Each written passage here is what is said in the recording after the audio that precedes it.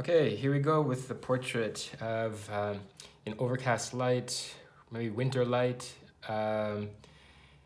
outside, and using a combination of grays, cool grays, and then warm pinkish oranges on top in a slightly wet and wet method.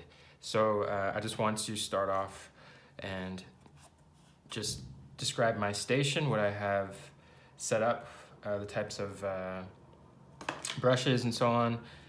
So first I have the different palette I'll be using. I'll be using a burnt umber, and you could also use burnt sienna if you don't have burnt umber. Ultramarine blue, it's a cooler blue. I have two different reds. You can see one is leaning more towards orange, one is slightly cooler. That's a permanent red or crimson lake. You can also use, alizarin crimson, for example, for your cooler red. I have a yellow ochre, a cadmium yellow. This is just a cadmium yellow medium. So I'll just kind of write just like a pretty strong pronounced yellow. And then because the subject has pretty bright blue eyes, I have permanent cyan. So they get some of that sky blue look that he has in his eyes. So these 7 colors I will use, but I'll primarily use actually maybe 4 for the most part, and then there's some accent colors. And then I have for brushes, I have a mix of round brush, a couple of round brushes. This is a Etcher Series 1 and an 8, and then a couple of Sumi brushes. But you could use just larger round brushes as well. It's pretty minimal. I'm not using flat brushes for this one. I have 2 jars of water. I have, of course, a paper towel as well, which I'll be using quite a lot. And then my palette, and then my drawing, which is already laid out. I'm going to go ahead and... I also have just these little swatches. This is little paper that I use sometimes to test, just to test colors and so on. It's handy just to have some test strips around. So first thing that I'll do is I'll just, recalibrate with my drawing, see, especially in areas that I know are going to be lighter, I'll try to erase out already. You could usually erase out after the painting is set, so at the end of the painting. But sometimes the graphite and gets a little bit embedded in with the washes. So, all right, I'm going to try to describe what I'm doing as I go, but because this is pretty new for me as far as this type of process, also doing it for this platform, it'll be warts and all. We'll see how it goes.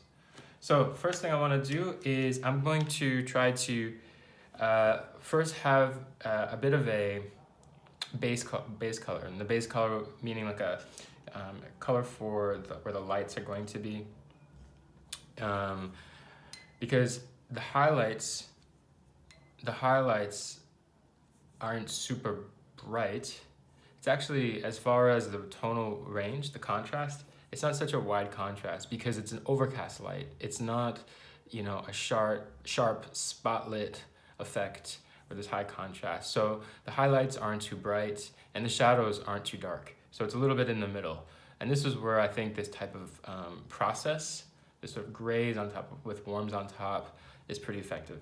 So I think what I'm going to do is I'm going to just tint those highlight areas first right away. So we have to find what those highlight colors are. And so I'm going to start with a bit of yellow ochre. And actually what I'm going to do is I'm going to do something I call a light silhouette. So it's basically I tint throughout the form, almost as if it's a silhouette, with a mix of moving hues. So here I'm mixing a little bit of yellow ochre.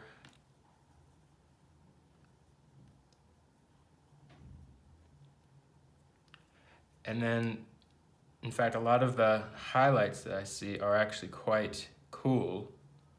So I'm gonna start, so to make my cool, what I'm gonna do is I'm going to actually make a bit of a gray. Now, this gray will be a combination of ultramarine blue and burnt umber. Again, if you don't have burnt umber, you could use burnt sienna. And I'm gonna make it quite watery. And so what you end up getting is something that is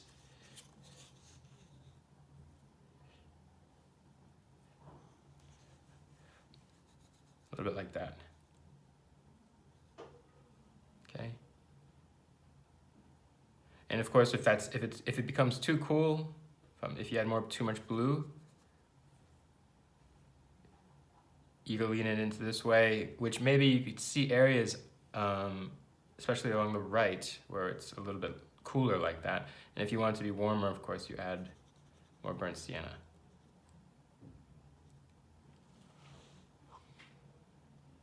Okay, so you have this range here in the gray. And to be honest with you, I think I'm going to primarily use the gray with slight accents of yellow here and there, but more gray than yellow. The reason for that is because the warms I'll be putting on top.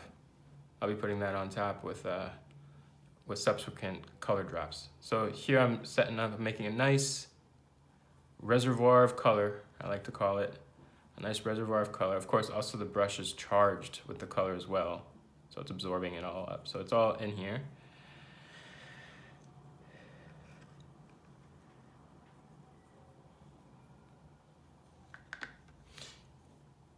And then sometimes what I do, because this process of prepping the palette is really important. So as I already have the yellow ochre, I've actually switched, this is a different brush, you see. That I'll be color dropping into some of the highlights that I want to be a little bit warmer. Because there's such a smooth movement of color though, you know, these passages that go from like a kind of like a cool pale pink to an orange, I'll even prep this secondary warm color. So let me just back up. Here's the yellow ochre, just on its own. And then here I'm going to have a secondary, more orange color. You see it's quite warm, very warm. That's gonna be ready to go in the palette. So that combination is permanent red and yellow ochre.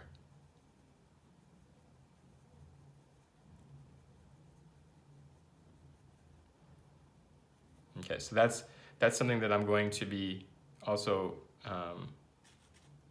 going to be using. I'll be using that after I do lay-in of the gray. So you'll see when I do that. Okay, so I'm gonna go ahead and start with the gray.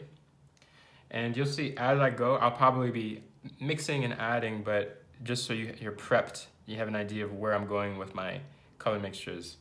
That's what I wanted to show you. All right, so when I do let's say this initial wash, actually what I'm gonna be doing is I'm almost going to be painting the entire piece completely. Like I said, a light silhouette. So you can see I'm already tinting, and I'm using a lot of water. The reason for the water, of course, is to lighten and also to create this nice flow from one color to the other, or from one tone to the other. And you can see what I'm trying to do is push away from the light the darker passages. You see? So this I'll leave a little bit kind of light, add a little bit of tint to that. Also, the fact that there's a lot of water, even though that might feel a little scary, the benefit of that is that this is active still. So it leaves me a little bit of time to manipulate.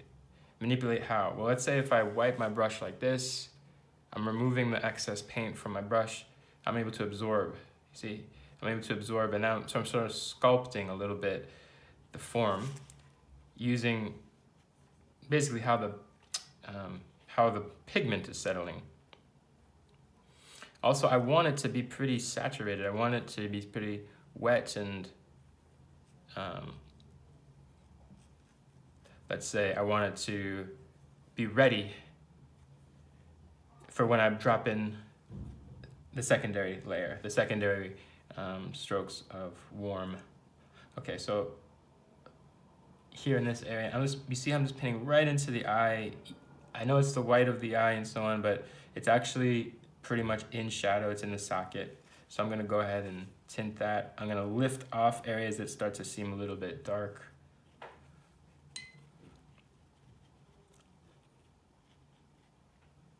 To be honest with you, because if you look at the background of this composition of this image, all of this is gray. You know, there's a lot of gray. So I should just loosen up, move off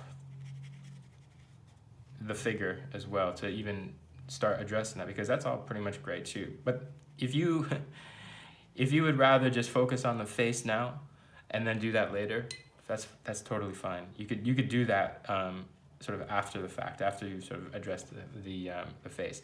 You see how I just painted right over the hair though? I did that because the hair tonally is darker. It's a little bit darker, so I could go ahead and tint it now, because that's gonna just go ahead and be darkened anyway.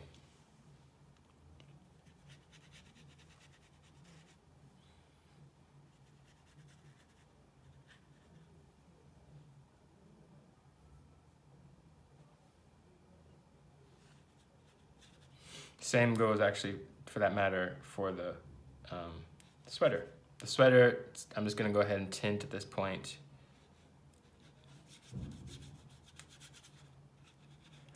And I'm starting to tint, of course, the neck.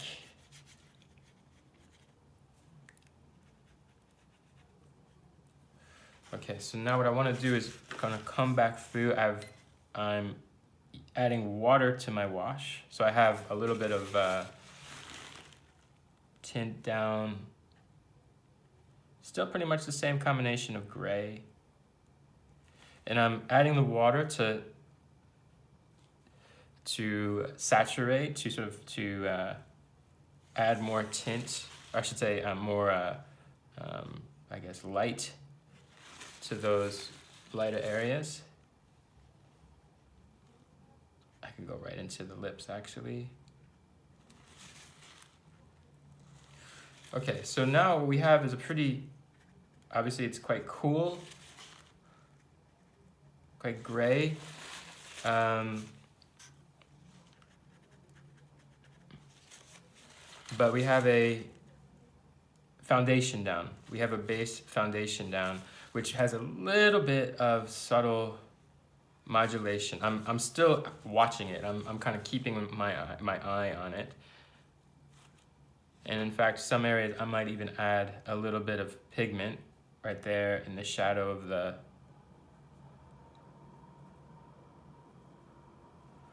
or I should say in the corner of the eye there.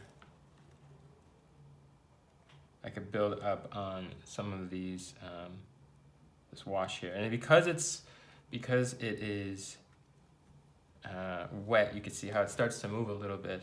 That's okay.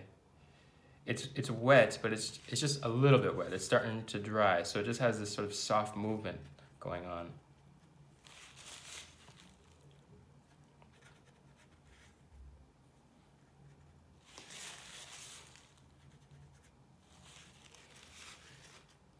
Okay, so now taking advantage of that, now I'm going to move to my warms.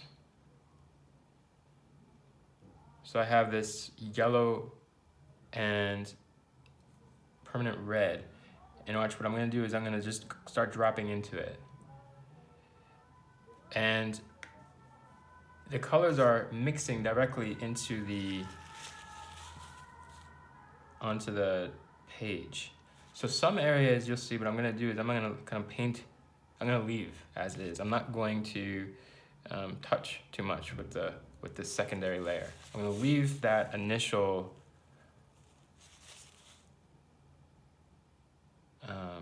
gray. But because it's wet, the color transitions now are very, very soft. That's kind of the whole point. I'm gonna add a little bit of this kind of pinkish red under the eyebrows, warm it up a little bit. That I'll eventually tint, darken.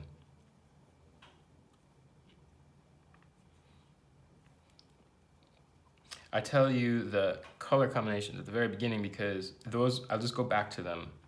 I'll just go back to them pretty, pretty frequently, deliberately. That way I don't, when I have to mix in real time, which happens a lot, it happens all the time, it enables me to just know exactly what to do. It's very automatic. So now you see how I'm starting to paint around the white of the eye. So you can see, especially on the sides of the face, it's cooler. There's just cooler areas. Under the hair, or the beard, facial hair, I should say, it warms up a bit. So what I'm gonna do is I could put a base of color under where the beard's going to be. I could put it in the cheek, but maybe leave it a little bit on the side planes. Just leave it more or less cool. At least cool for now. We'll see how it all dries and settles. You see how I'm painting around the nose on the front plane, the top plane of the nose. Leave that more or less light.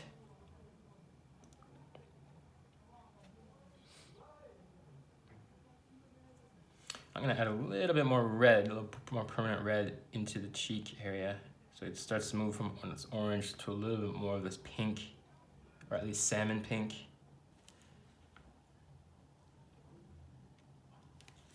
If in the case where it might get a little bit, I don't know, like it might move on you too much, instead of using the paper towel, well, you could use a paper towel, but just to mention that the paper towel is aggressive in the sense that it's designed to absorb, right? So it's gonna absorb very fast. And sometimes, especially when you're working wet and wet, you don't want it to necessarily absorb completely where it becomes white underneath. You want it to just lift off a tiny bit, subdue it a bit. So that's where something like a slightly humid brush comes into play. So for example, if I want to slightly lift off in here, I could just use this brush. You see, it's just a little bit humid, so it's picking up some of the pigment that's there. That leaves a little bit of the color, but it's not, again, it's not super aggressive in the sense where it's, making it white again. So now you can see I'm kind of putting in, reestablishing this sort of warmer pink effect. In some areas, you see his neck is quite, it's almost green. It's got this green cast to it. So I'm gonna lean more into the yellow. I might even take a little bit of the cadmium yellow, just a tiny bit, because that's quite powerful. And you see what I'm gonna do is I'm gonna just do a wash over over that grayish, blue-grayish color that we got there for the neck, just to tint that a little bit. So we're mixing the colors, we're also tinting, especially as it's drying, it's less of a active mixture, wet and wet mixture, and it becomes more like a glaze, meaning you're tinting this drier layer that's underneath. So you might ask, well, why do one over the other? Meaning, why would you do wet in wet as opposed to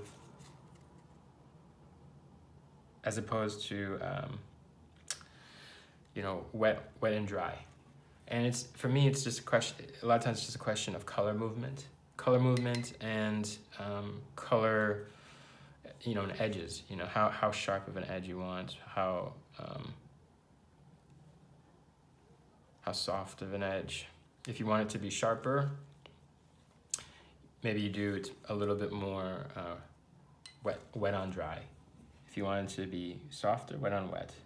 Okay, so you see how I'm not trying to slightly lift off,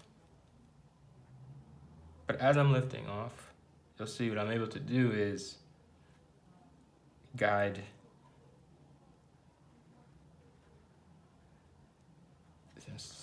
slightly of trying to tinker with these color washes.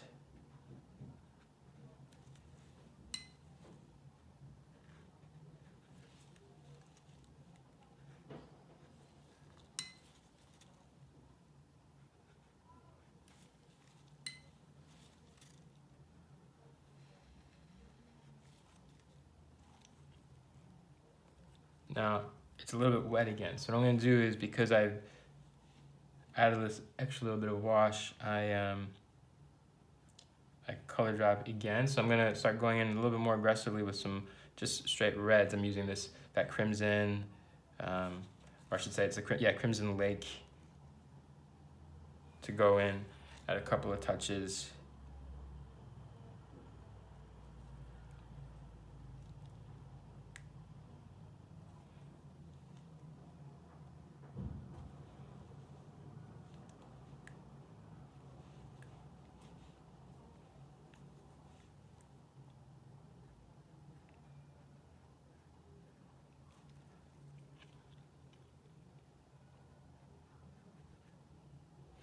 Also, you can see I moved to the smaller round brush.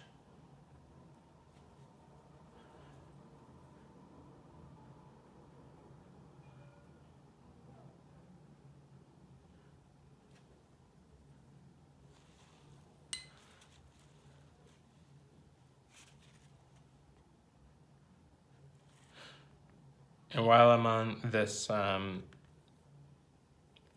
red, I'm gonna mix this crimson red with a tiny bit of that yellow ochre, just a tiny bit, to go into the lips. And lips are tricky, because if you make the lips too sharp, meaning the edges of the lips too sharp, it's gonna tend to look like lipstick. So what I try to do is paint the lips while it's still a little bit humid, the paper. And if it's dry, that's okay. If it's dry, then you could just go in and slightly soften the edge a tiny bit, like so. Now there's the dark division from between the top lip and the bottom lip. I'm going to get to that in a little bit once we get to the darks throughout, right? So there's going to be some darks throughout. So in this stage, what I'm doing is I'm basically going from the light tone, let's say the light gray or the light highlight areas, and I'm slightly moving into now the middle tones, a little bit more into the form. So you can see I'm moving back and forth between not just the warms, not just the sort of like the reds and the pinks, but also I could go back and start adding even some more of that bluish gray again in a slightly more pronounced color drop. So you can see I'm just sort of adding a bit more, and I could pull to have it dissolve and move into the base color that's already there.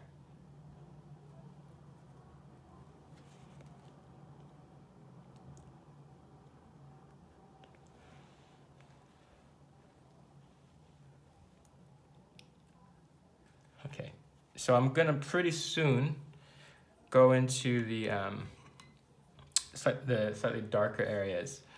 I want to just quickly address how I'm gonna move with with the hair. I'm gonna do it pretty similar to what we just did with the skin tones. There's already a gray base there. I'm gonna make another gray. It's gonna be a little bit darker. See that?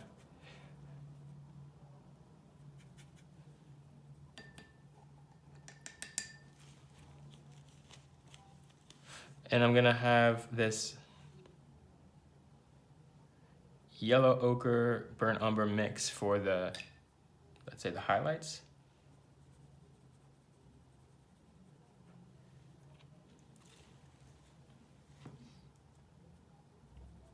That's ready to go there.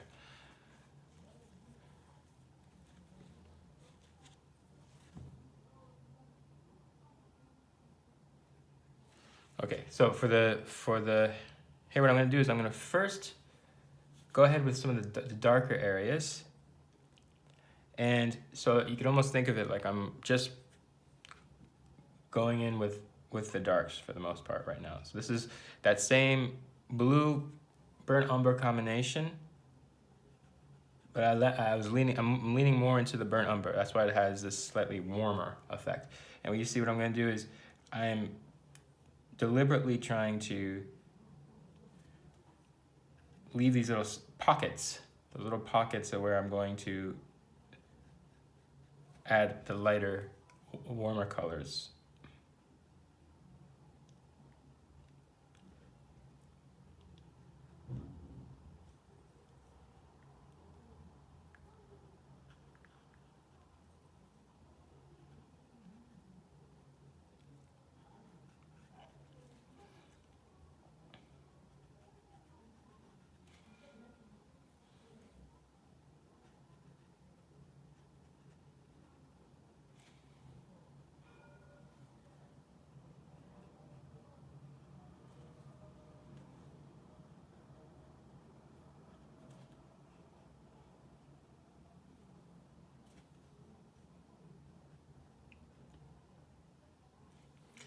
Do is I'll just pick up a little bit of water to pull.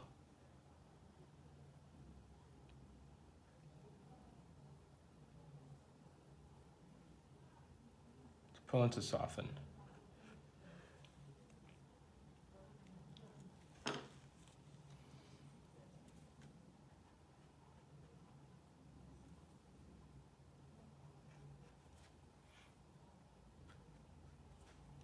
And as far as pulling and softening, I'll do that quite a bit right along the hairline. So, because if it's too sharp, a little bit like the lipstick with the lipstick versus the lips effect, if it's too sharp along the hairline, it might look a little bit too much like a toupee.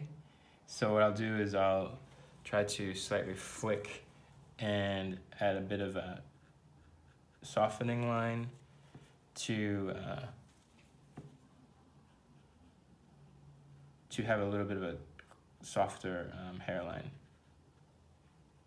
See how I'm kind of flicking and lifting at the same time.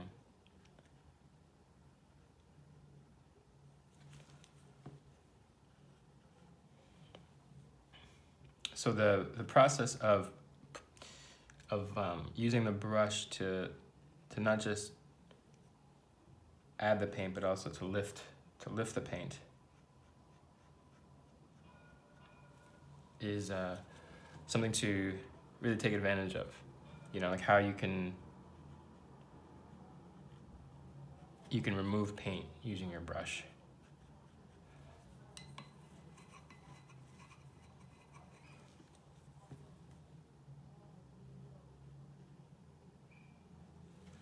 Okay, so now I'm going, the sequence is important because you want to have a little bit of a drying time. And if you have that drying time, it won't completely mix all together. I mean, it won't move in a way where it becomes all just a puddle. It becomes a little bit more distinct and separate from one another. So that's why I wanted to wait a little bit before I painted in this lighter area for the highlights. See what I'm doing is I'm adding a bit more water to it.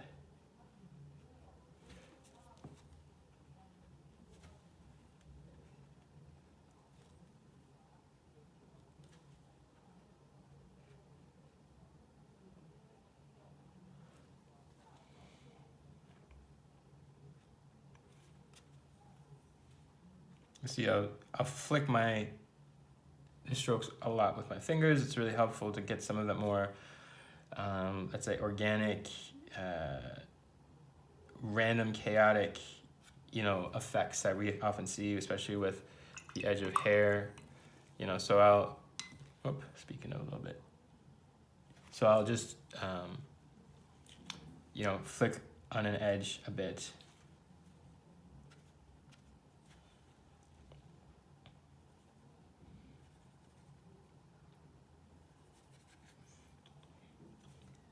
And then paint back into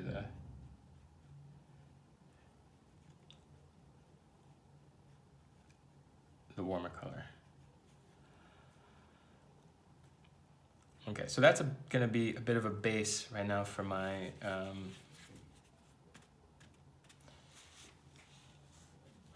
the hair, which I will come back to. I could come back to once things dry a little bit. So now we're starting to get into the darker tints. So I'm gonna go ahead and do something similar with pretty much the other darks throughout the face, for example, along in the beard.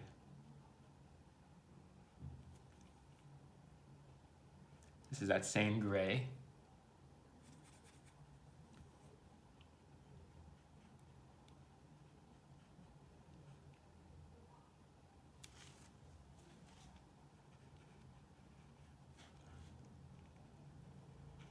Now what I'm doing is I do a lot of sort of combination of using the body of the brush. When I say the body, I mean really the whole brush. Just kind of really pushing down, see, like that, against the paper versus the point or the tip. And that variation in stroke, again, helps to create something a little bit more organic, a little bit more natural. And, of course, the hair on your brush, you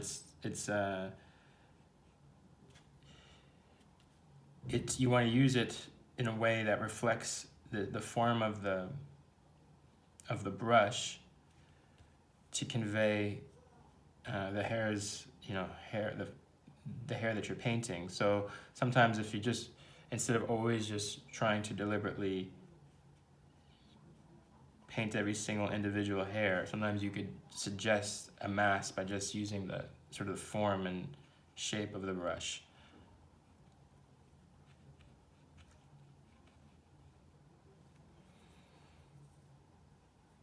So you see how I started putting the darks first, just like I did with the hair. And now what I'm gonna do is I'm going to color drop and add this warmer, lighter mixture that will kind of fill in the gaps.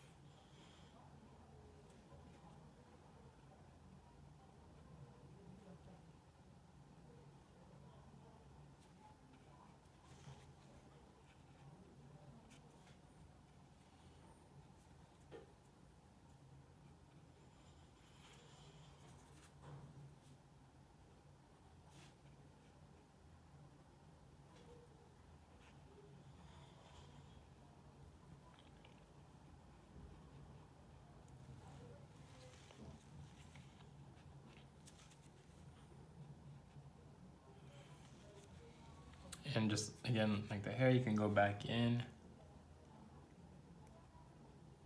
on top while those strokes are a little bit wet to add some reinforcing darks.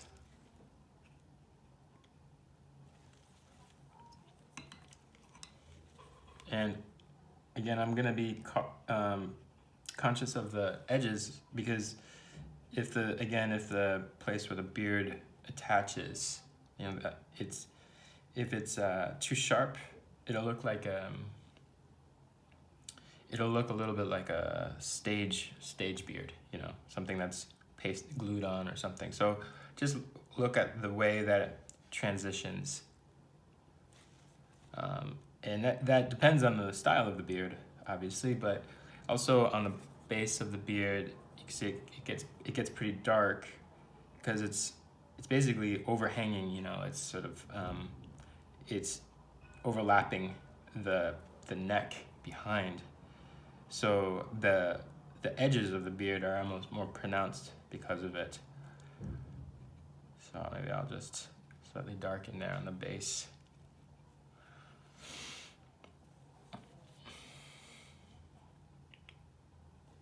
You know, once the darks start to, especially of the hair shapes, the hair forms. So on the top of the head and also on the face itself. Once you start establishing those hair shapes, then we start to get a sense of the overall feeling and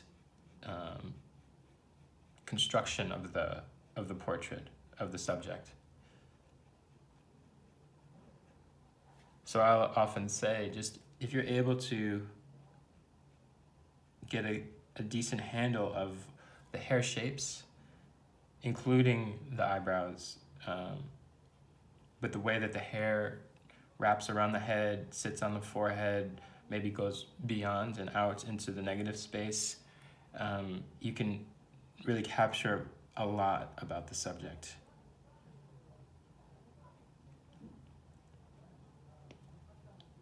So here, similarly with the edges, by the way, this was just that same burnt umber and ultramarine blue with more emphasis in the umber. So you see how I'm trying to break up and have denser areas of the hair or on the eyebrows, and some areas that are a little bit more just softer.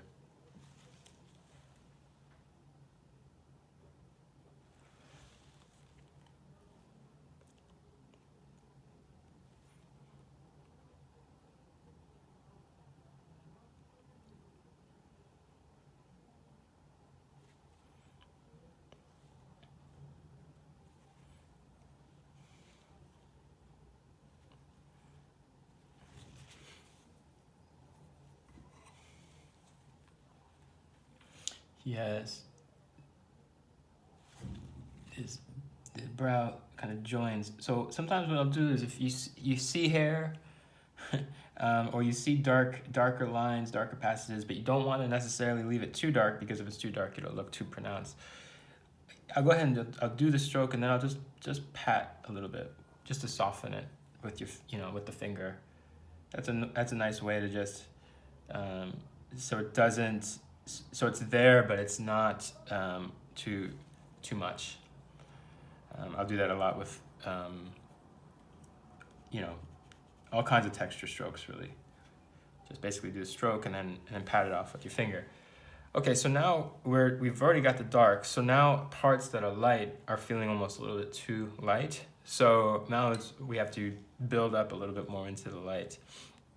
So what I'm gonna do is start bringing back some of the warm glazes.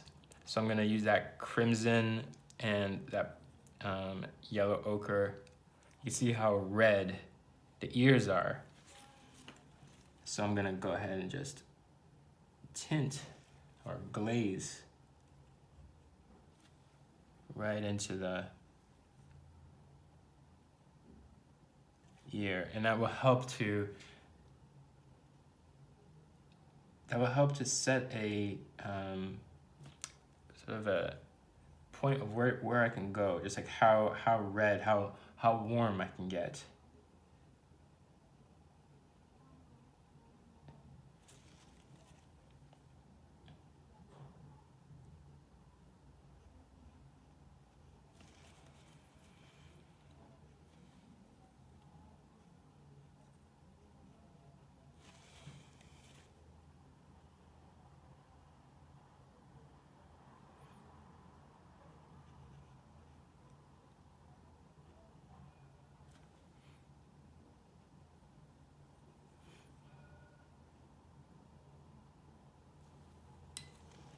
So you see, I'll go pretty pronounced.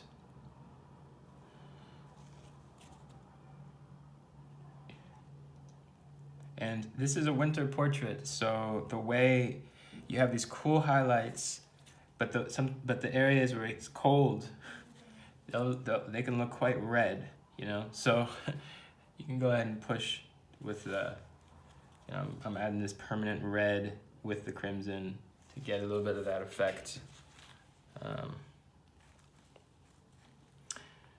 So same with the cheeks. I'm just doing a soft, very soft, a lot of water, glaze.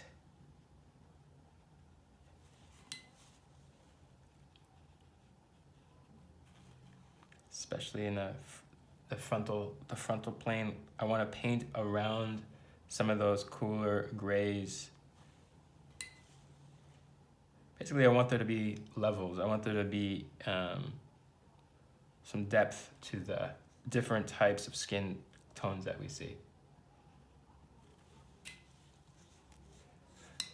When I do a stroke, if I don't want that stroke to be evident, I'll pull with just water away from that stroke in order to soften it along the edge of that stroke.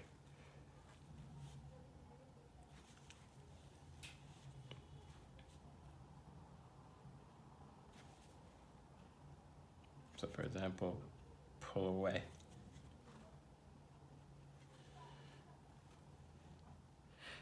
Around the eyes, in the eyelids, it's pretty warm. It's also pretty dark. So I'm gonna use a lot of burnt umber here with just a tiny bit of blue.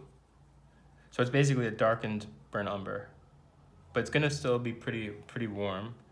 Actually, let me back up. I'm gonna go ahead and I have that dark brown ready, but there's a slight warmth underneath that I see. So what I'm gonna do is I'm gonna actually first go ahead with this permanent red with a little bit of burnt umber.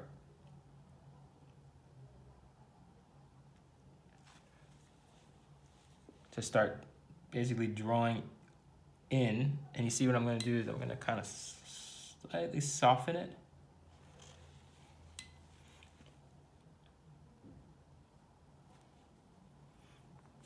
See that? Now the reason for this is because I want those creases and those shadows to be warm. You know, when I say warm, it's just a visual effect. I'm not talking about the actual sensory warm. I'm not talking about, you know, I'm just talking about where it looks like there's a little bit more of a contrast against the cooler gray. So I want to place that as a foundation.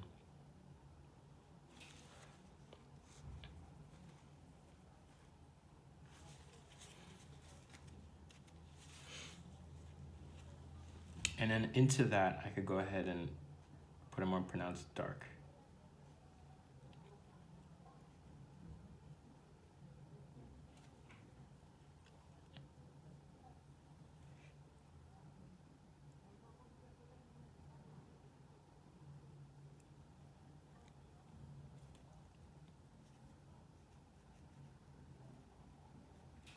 So then that initial warm ends up looking more like just a shadow, you know, a warm shadow.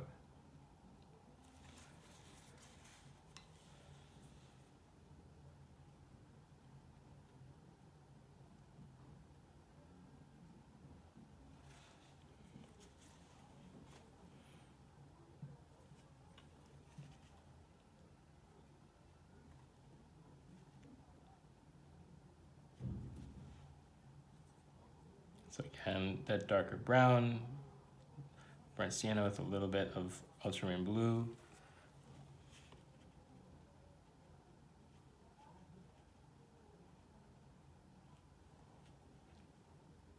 If you want, you could use a thinner brush for this. If you have a decent point on your larger round, you could go ahead and do that with your round as well, or with your larger brush as well. So you could see what how fine of a point you can get.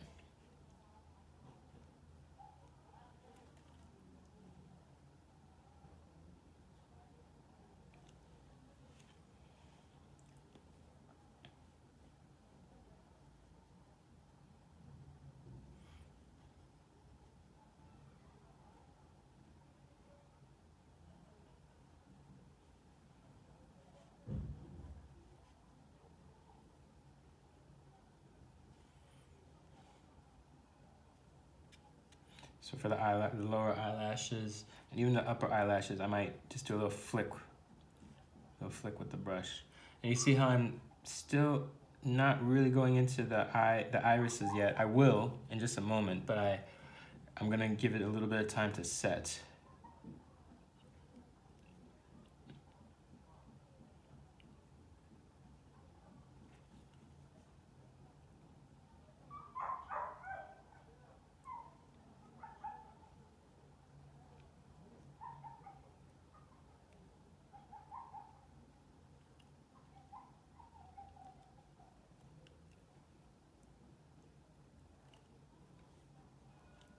So again, the eyelashes, I treat almost more like a mass, like a darker mass.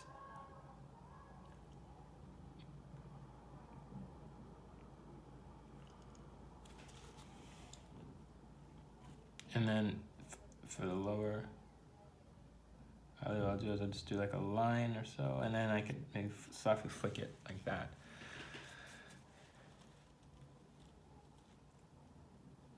The same brown tint, we see it as well in the base of the nostrils.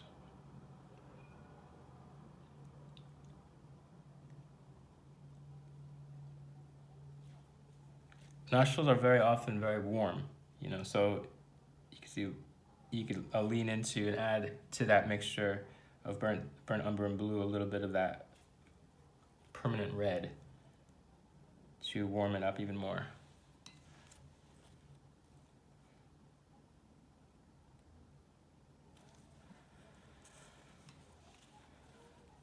And then same idea of pulling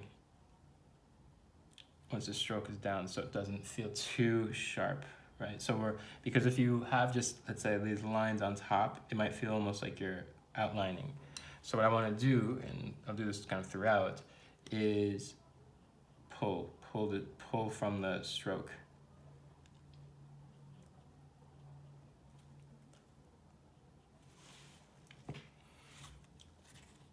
Same here, I could do that in the eyelids.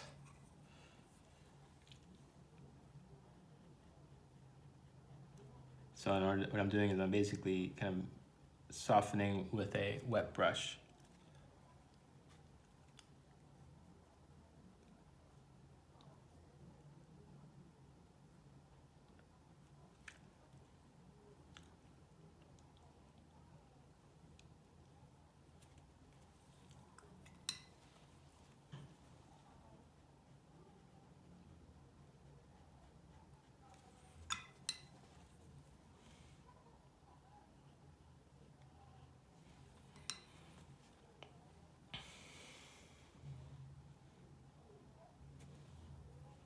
Okay, now I want to get to the eyes, the pupils and the irises. So the pupil, I'm gonna mix basically the same blue with burnt umber, but more blue this time. And then I'm gonna also have, and I could actually prep, I have my smaller brush here.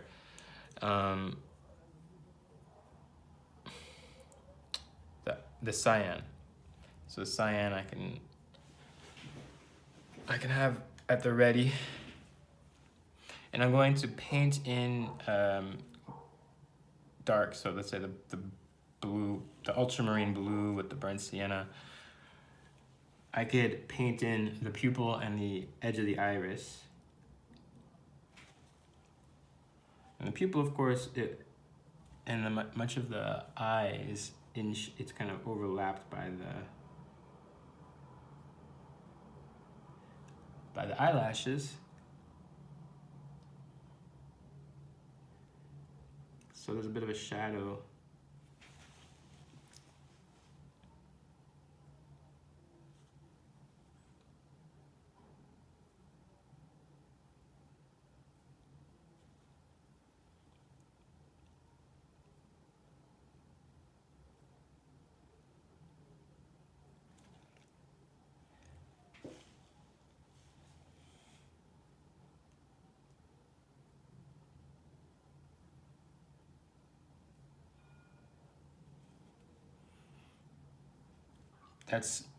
I want that to set, or at least I want it to dry a tiny bit.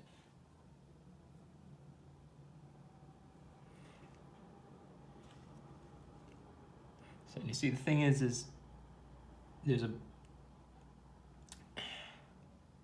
I guess a tiny highlight. So what I want to do is I want to kind of paint around that highlight, but I want the blue to really resonate. So I'm going to make sure that I have a pretty pronounced blue as well in the iris.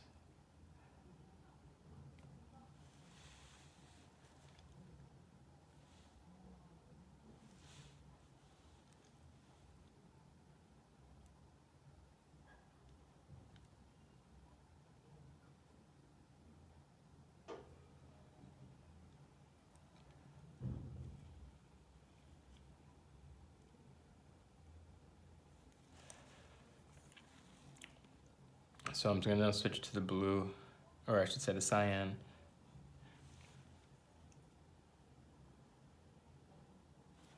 And paint in. And it's going to slightly blend.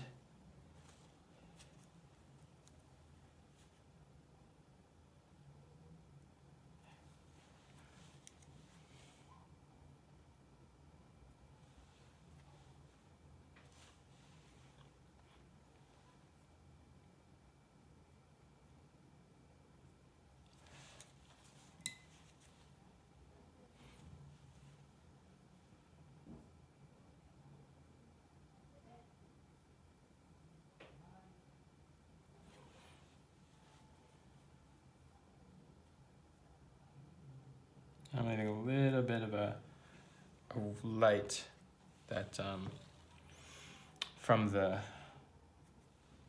within the blue there, within the cyan.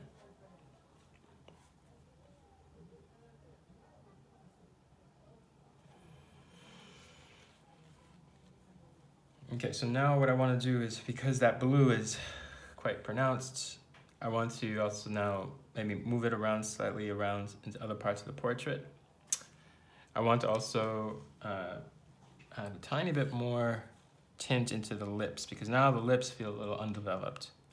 So I'm going to specifically tint with the crimson color.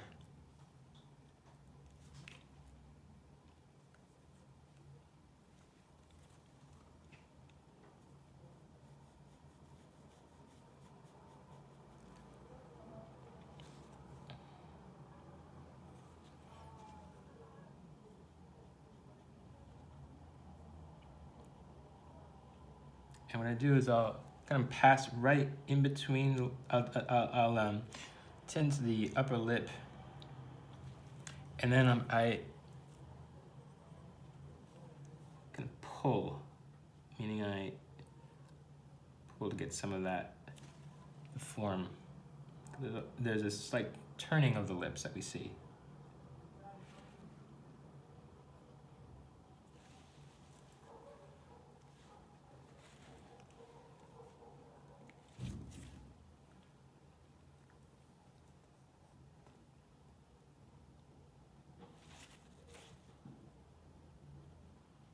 into that. Maybe I'll add a little bit more pronounced crimson.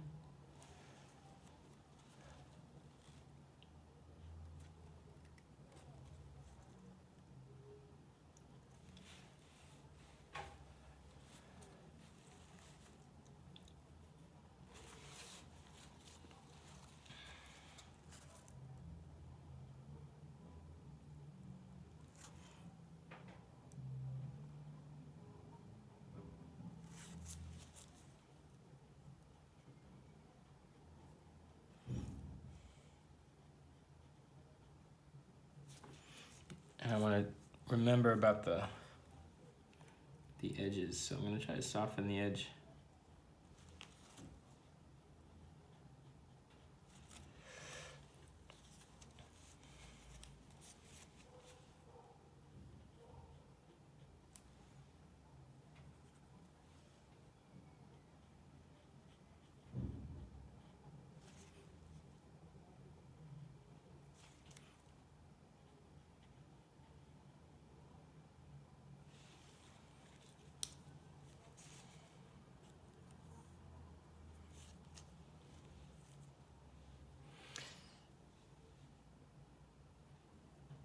And between the two lips, there's a pretty dark division, so I want to add a bit of this dark burnt umber with a little bit of blue.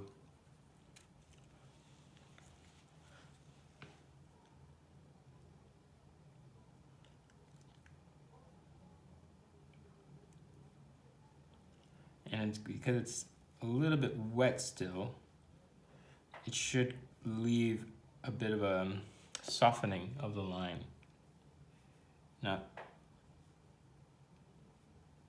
I want to have a bit of that soft line because it's not, it helps to kind of convey this movement, you know, moving from the shadow, from the corner of the lips, around the lips. So you can see I could pull that edge a tiny bit.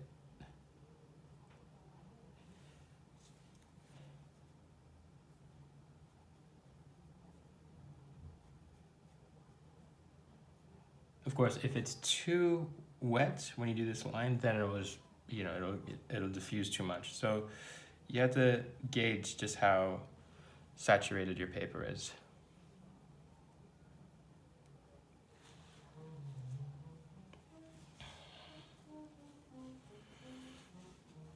Okay, so now tonally it's starting to come together. I still want to, I want to add a few more washes here and there to reinforce, but I think what I'm going to do is, before I do that, is I'm going to just address some of the areas around the head a little bit more. So for example, the other ear, also the neck.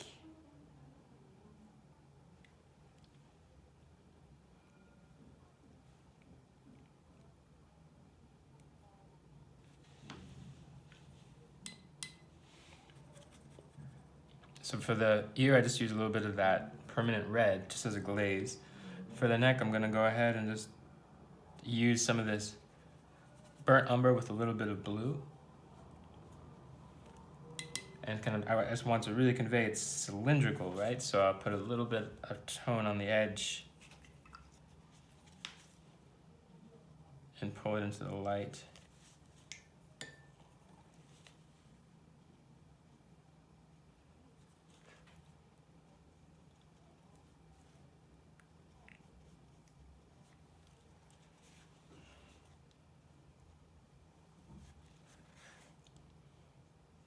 Going right up against the collar.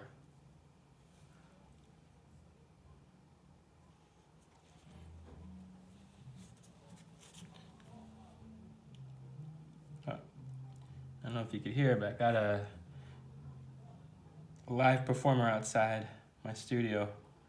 He's gonna start playing some jazz, I think.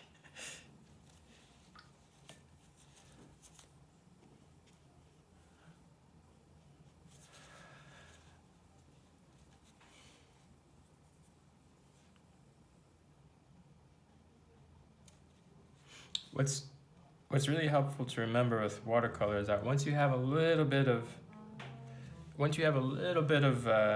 wash down, like a little bit of tone, a little bit of a, let's say, saturation down, you can build into that depending on how much you want to, depending on how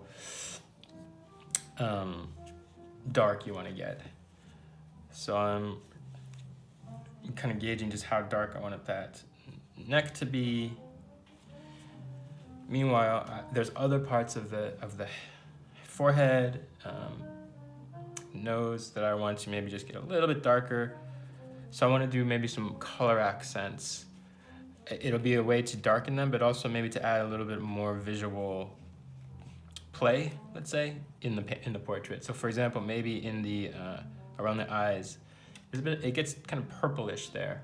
So I'm gonna go for that purple. I'm gonna mix the crimson with the ultramarine. So it looks a little bit like that. Maybe a little bit more ultramarine. And I'm going to tint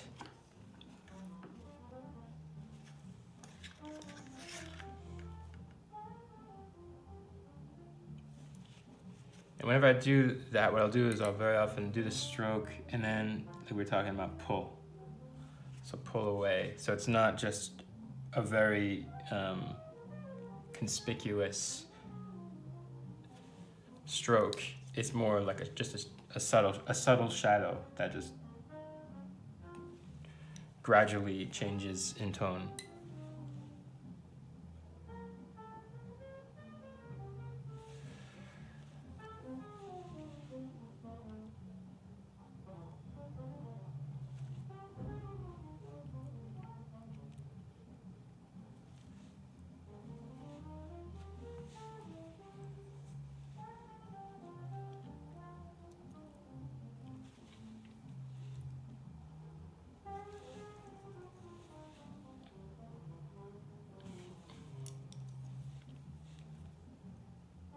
You see I'm kind of going back and forth. One stroke has the color, the other one has, one brush has the color, the other one has just water, really. And I'm using that brush to be a to do pull strokes.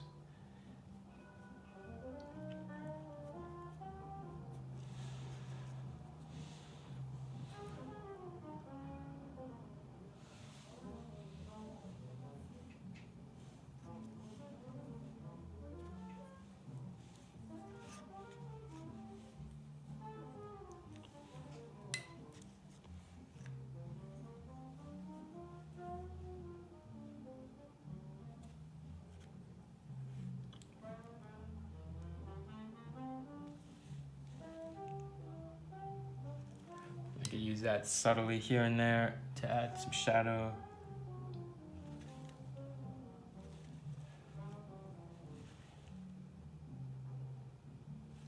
Overlap some of the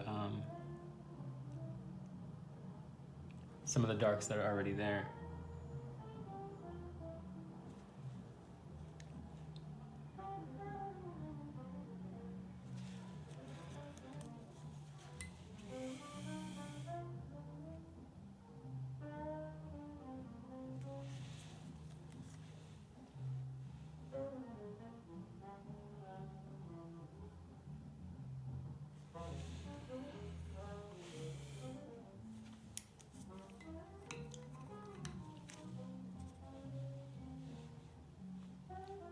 And I'll do maybe a bit more of that, but with some warmer tints, or more like orange, yellow ochre with permanent red.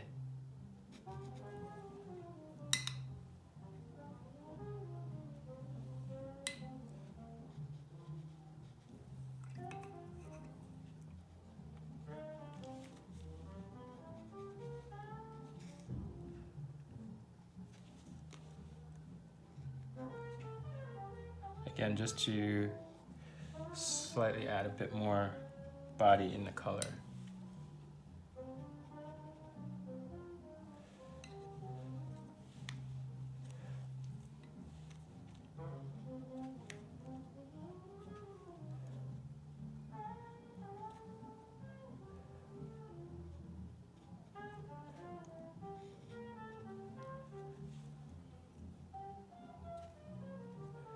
It's nice, the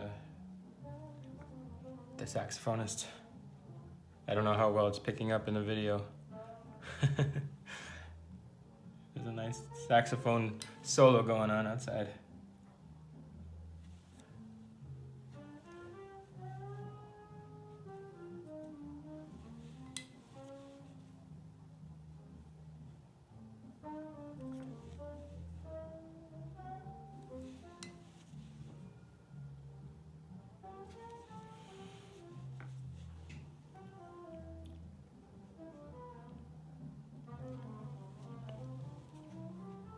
So you see, I'm kind of just building on the foundation. The foundation, of course, starts with the drawing, but then little by little you add to the foundation, and then you just keep adding to it. So these colors that I'm adding now are more like pure colors. Like I'll use the pure crimson, I'll use the pure, maybe even a little bit of the yellow ochre. I'll use a little bit of the, or I'll mix a color between two colors, like that purple, and then just add basically little glazes here and there. And then he has some slight wrinkles, nothing really dramatic. So what I want to do is, I don't want to make it too obvious, so I'm going to make this sort of yellow ochre with a bit of burnt umber. And just drop it in. It's a little wet there, so it might diffuse a tiny bit. And if it's too strong, which I think it might be, meaning too dark, you can just slightly lift off. Maybe, and this is a case where I might use the paper towel a little bit, just to slightly soften a tiny bit.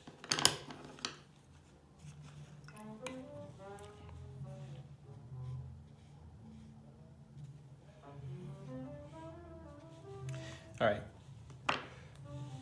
Just a few more things. I want to get into the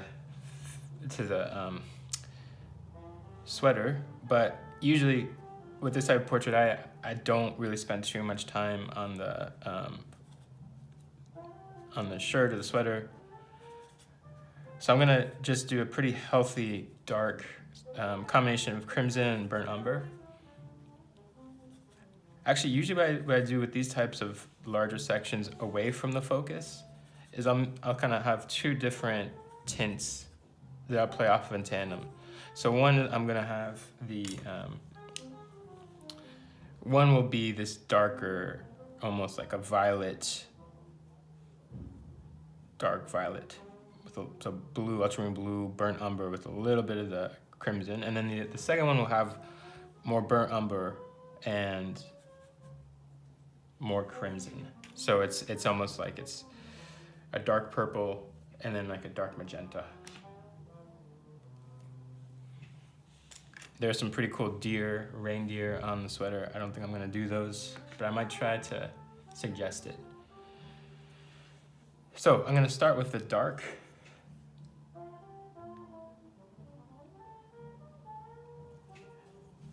And really what I'm gonna do is just sort of draw out loosely.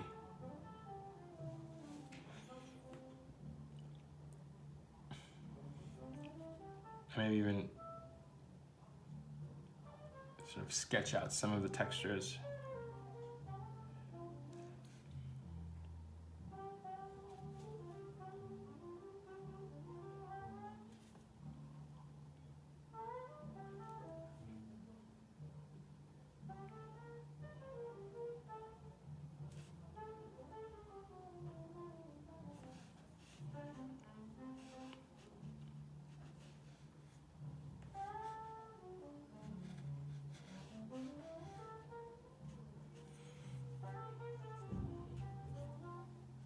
So this is a darker color. And in a way, it's a little bit similar to how I approach the hair, meaning I'm gonna do the dark tone first, and then fill in the gaps with a lighter color. That will slightly merge and mix.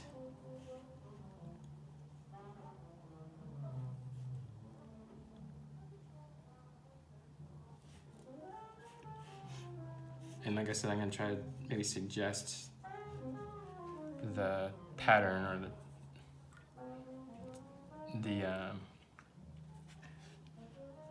the shapes.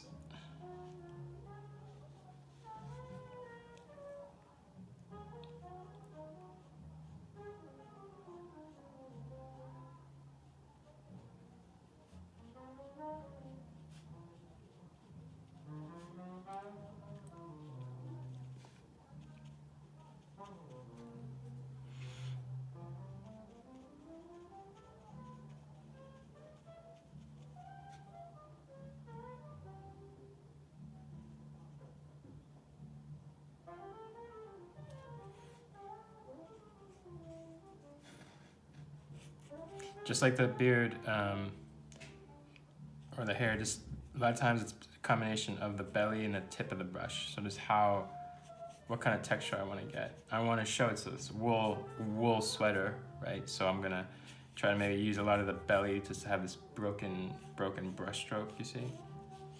Just to kind of convey some of that texture. I'm more interested in the texture of it, the feeling of like this heavy sweater than the motif necessarily, but you could of course spend more time on the motif if you want.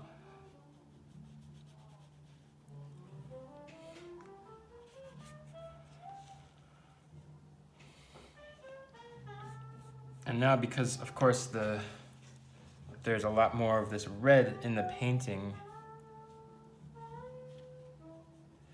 it will affect the other colors.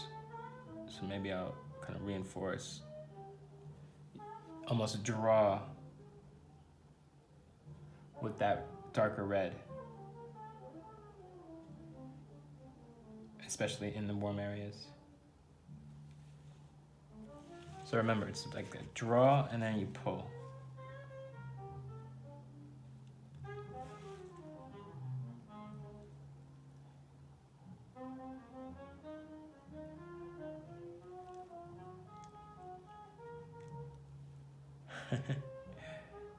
I like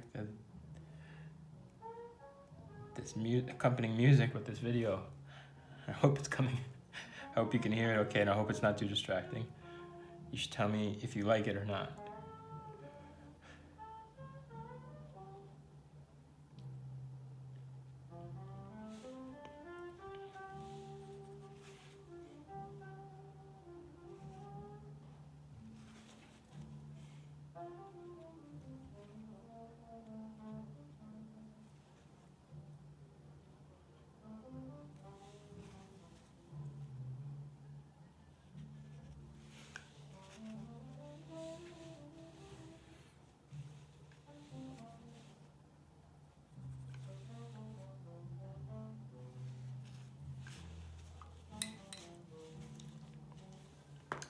All right, I'm pretty much getting there. So I'm just gonna do one last little pass in the hair.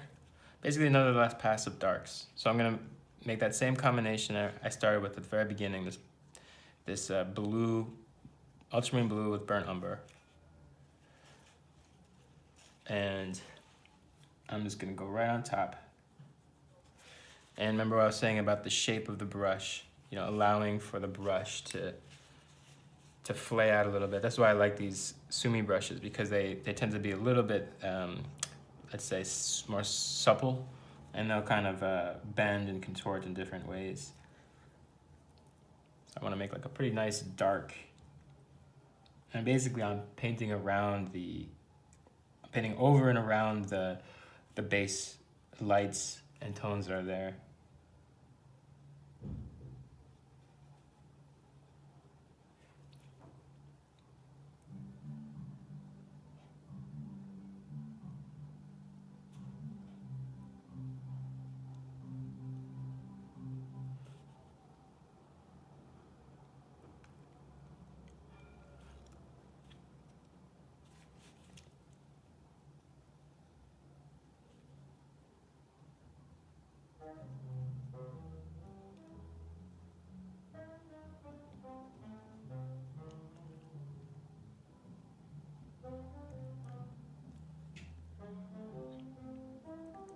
On the sunny side of the street.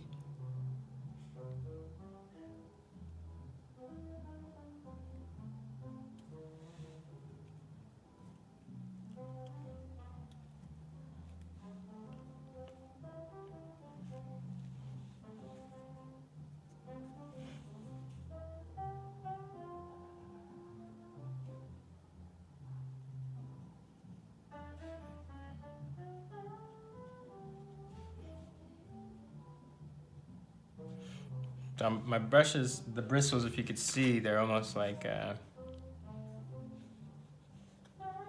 kind of like, they're those you know, they're flayed out or splayed out. Anyway, they're spread out a little bit, so you get a little more of a textural stroke there. You see, they're broken up.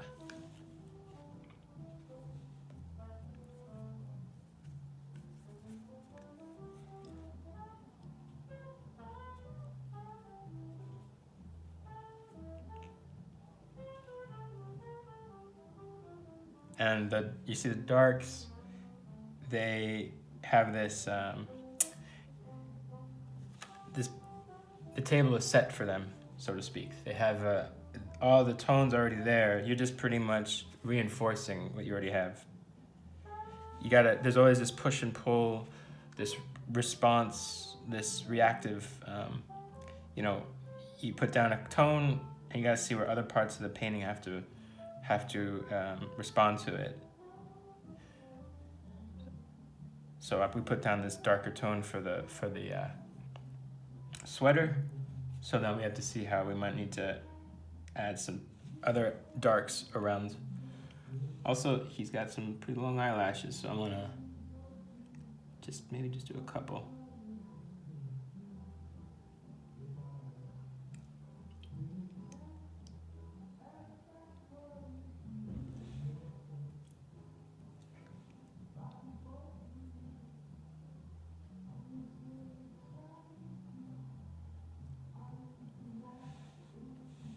Alright, now last thing I might do, if you want, you could do it. If not, it's not a big deal.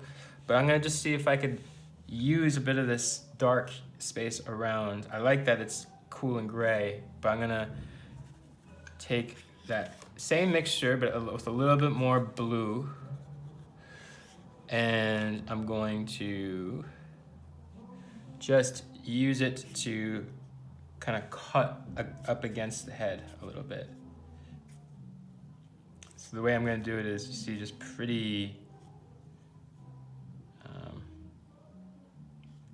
I was going to say pretty chaotic. It's chaotic to a degree. I want to come pretty close up to the edge, especially, let's say, for example, the tip of the ear. I want that to be pretty pronounced.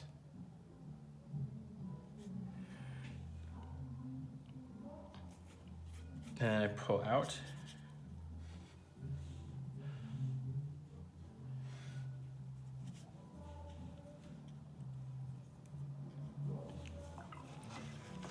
And then I could use just water to diffuse it a bit.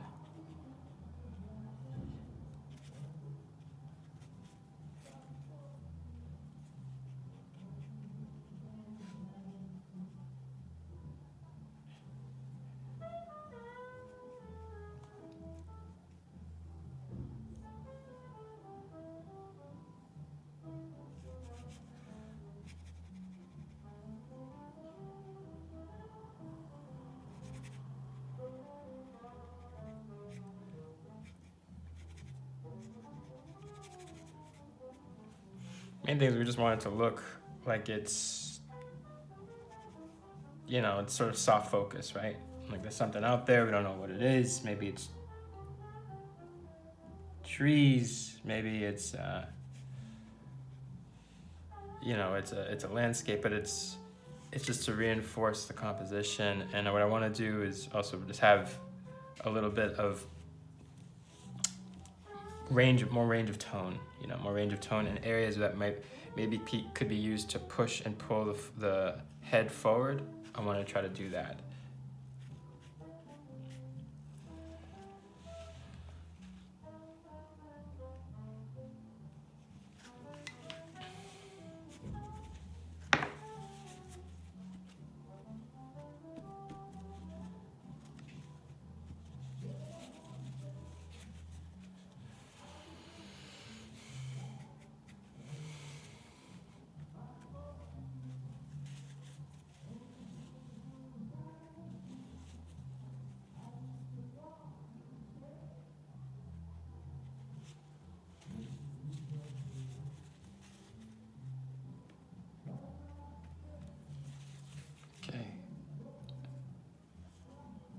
last little touch would be just because I just worked on that area, you know, lots of softer edges now, and so I want to pull out maybe to clarify the edges that I want to come forward.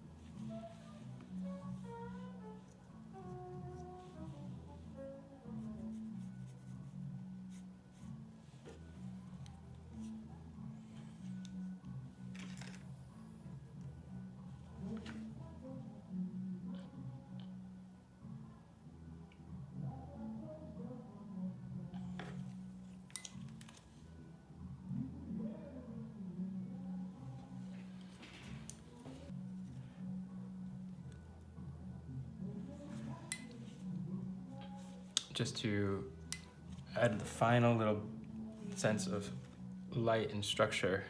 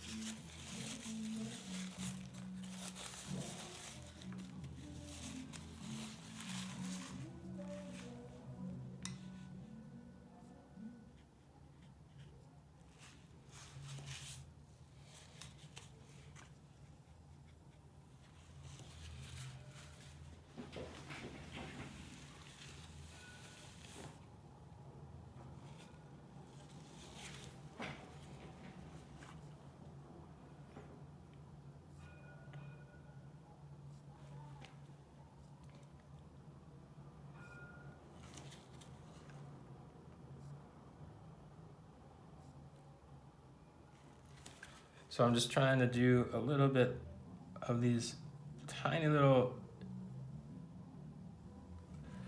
shadows and so on, to just how to give a little bit more sense of structure and form.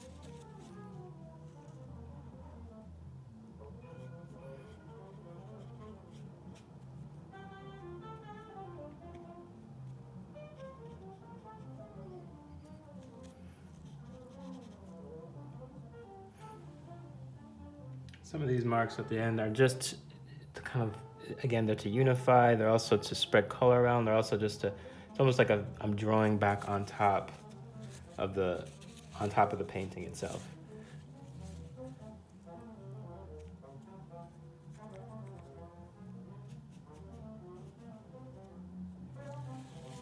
Because sometimes it's only at this last stage that you're able to actually see what you have, and so you're able to kind of be like, okay, it's the final draft, really. It's the final draft stage where you have pretty much everything in place. You just need to do a couple more, just last little punctuation cleanups and things like that.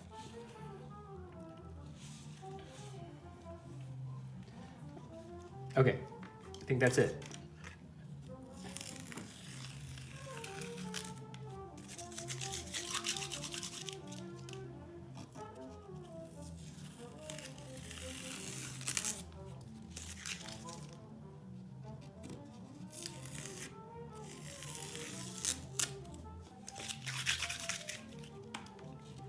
It's a young man in, I guess, a winter overcast setting. Danish, maybe? Who knows? There you go.